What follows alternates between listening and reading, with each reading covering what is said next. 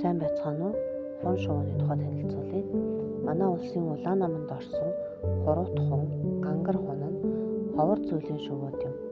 Жил бүрийн хавар хун шувуу манай орны увас, буйр, бөөн цагаан, улаан нуур, тэрхийн цагаан нуур, үгийн нуур, өлзийтийн нуур, ховд голдорч нутгалдаг.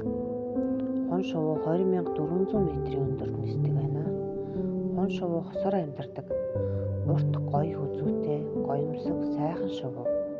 Хулс зэгсээр үүрээ засаж 7-9 өндөг гаргаж 30 гаруй хоног өндгөө дардаг гинэ. Дэгдийнх нь хурдан өсөж ториндог. Далавч нь маш хүчтэй.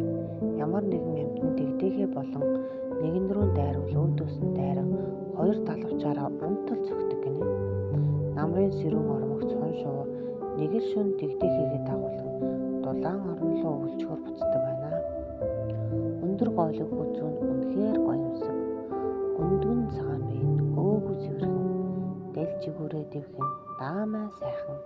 Баярлалаа. Суугаад агаад илүү олон сонирхолтой амьтдын талаар мэдээрэй.